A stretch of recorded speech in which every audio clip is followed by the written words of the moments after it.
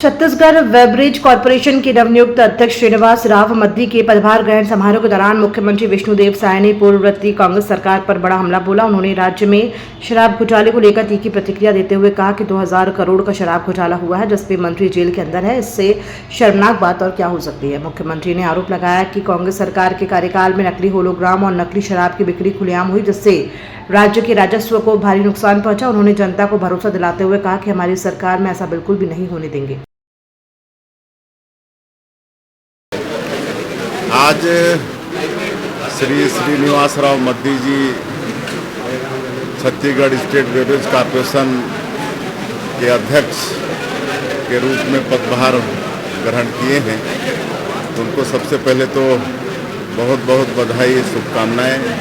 और श्री श्रीनिवास राव मद्दी एक अनुभवी व्यक्ति हैं, जिला भाजपा के महामंत्री, अध्यक्ष, प्रदेश में मंत्री, वन विकास बोर्ड के चेयरमैन, कई पदों में रहकर काम करने का अनुभव है और अब बेवरेज कॉर्पोरेशन के चेयरमैन बने हैं। तो निश्चित रूप से जो बेवरेज कॉर्पोरेशन एक राजस्व प्रदान करने वाला एक संस्था है सरकार को, तो ये शराब को छूते भी नहीं हैं, लेकिन बेवरेज कॉर्पोरेशन का अध्यक्ष का दायित्व इनको दिए हैं, तो पूरी निष्ठा के साथ इस दायित्व को संभालेंगे और जिससे हमारे प्रदेश में राजस्व में भी बढ़ोतरी होगी। मुख्यमंत्री विष्णुदेव साय दिल्ली दौरे से लौट आए हैं। उन्होंने प्रधानमंत्री नरेंद्र मोदी से मुलाकात कर छत्तीसगढ़ की बदली हुई तस्वीर और विकास योजनाओं की जानकारी दी। सीएम साय ने बताया कि बोधघाट परियोजना पर चर्चा हुई, जिससे 4 लाख हेक्टेयर में सिंचाई संभव होगी।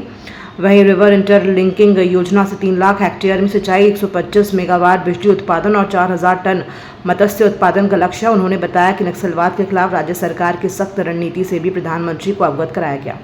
कल हमारे देश के यशस्वी प्रधानमंत्री आदरणीय श्री नरेंद्र मोदी जी से मुलाकात किया और अपना जो छत्तीसगढ़ की बदली हुई तस्वीर है उसको साझा करने का अवसर मिला। बहुत ये सौभाग्य की बात है और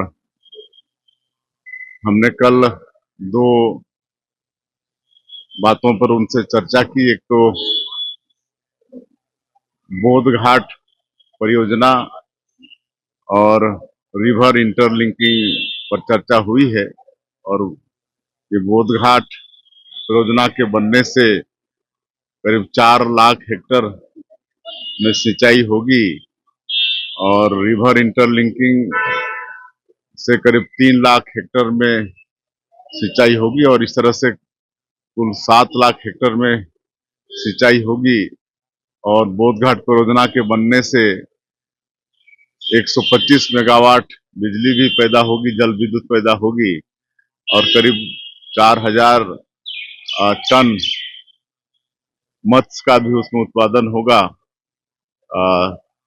तो इसकी चर्चा हमने माननीय प्रधानमंत्री जी से की है और जो अभी छत्तीसगढ़ में नक्सलवाद के साथ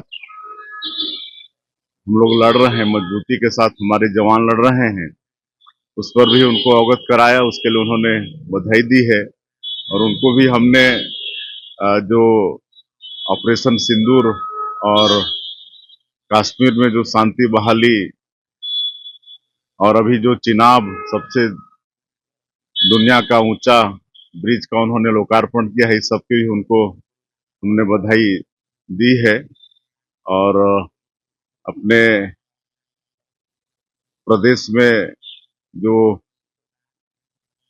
धान हम लोगों ने खरीदे हैं उसका डिस्पोजल, उस पर भी चर्चा हुई है और अनेक विकास पर उनसे चर्चा हुई है और हर तरह से आगे छत्तीसगढ़ के विकास के लिए उन्होंने सहयोग प्रदान करने का आश्वासन दिया है। जाति जनगणना को लेकर कांग्रेस के निशाने पर आई सरकार को मुख्यमंत्री विष्णुदेव साय ने 2 टूक जवाब दिया है। उन्होंने कहा कि कांग्रेस लंबे समय से जाति जनगणना की बात करती रही, लेकिन कभी हिम्मत नहीं जुटा पाई। सीएम साय ने साफ किया है कि राज्य सरकार ने न सिर्फ घोषणा की है बल्कि जाति जनगणना कराकर दिखाएगी उन्होंने कहा कि सरकार इस मुद्दे पर गंभीर है और जल्दी जनगणना की प्रक्रिया शुरू की जाएगी। अब सब क्या बोल रहे हैं प्रधानमंत्री जी, दुनिया उसको सुन भी रही है, देख भी रही है। और जातिगत जनगणना की जहां तक बात है, लंबे समय से कांग्रेस बात करती रही, लेकिन कभी जनगणना करने की हिम्मत नहीं जुटा पाई, जिसको हमारे आदरणीय प्रधानमंत्री जी मतलब घोषणा भी की है और जनगणना भी होगी। प्रमुख आदिवासी नेता और पूर्व केंद्रीय मंत्री अरविंद नेताम ने पहली बार राष्ट्रीय स्वयंसेवक संघ आरएसएस के कार्यक्रम में भाग लिया और संघ प्रमुख मोहन भागवत से खुलकर चर्चा की। प्रेस वार्ता में नेताम ने संघ की कार्यशैली की तारीफ करते हुए कहा कि संघ ही आज ऐसा मंच है जो आदिवासी समाज की समस्याओं का समाधान दे सकता है। नेताम ने आदिवासी समाज की एकजुटता, जल जंगल जमीन की रक्षा और धर्मांतरण जैसे मुद्दों पर संघ से सहयोग मांगा। उन्होंने बताया कि संघ अब वनवासी की बजाय आदिवासी शब्द का उपयोग कर रहा है, जो सकारात्मक बदलाव है। उसके बैकग्राउंड में देखिए, जब हम धर्मकोड की बात उछाले हैं देश में, तो संघ को पसंद नहीं आया, क्योंकि अपनी विचारधारा है तो नापसंद होना चाहिए। तो हमने उसको जस्टिफाई करने की कोशिश किया। आपके बीच से बौद्ध धर्म पैदा हुआ, आपके बीच से जैन धर्म पैदा हुआ, आपके बीच से सिख धर्म पैदा हुआ, सबको आपने अपनाया और मान्यता दिया और एक छतरी के अंदर रखा, सनातनी के अंदर। तो हमको थोड़ा सा महत्व दे करके, मान्यता देके कि हमको आपके उस छतरी में भी हमको रख दीजिएगा। तो आप ये मानते हैं कि कहीं कमी रह गई कि अभी उस छतरी के नीचे नहीं पहुंच पाया आदिवासी समाज? अरे भाई, अभी तो सोची यही है, हमारा भी तो धर्म कोड ही नहीं है। धर्म कोड होता तो हम उसको जोड़ते कि सिख, जैन, बौद्ध, इनके साथ हम खड़े हो जाएंगे। अभी तो हम खड़े होने की कहीं जगह नहीं है, हमारे को आइडेंटिटी नहीं है। तो दूसरी बात जो मैंने आपको, अगर कोई सुना होगा, धर्म कोड को लेकर के मैंने एक बात कही, हमारी चिंता, हमारी पहचान बना रहे कि नहीं इस देश में, हमारी चिंता ये है।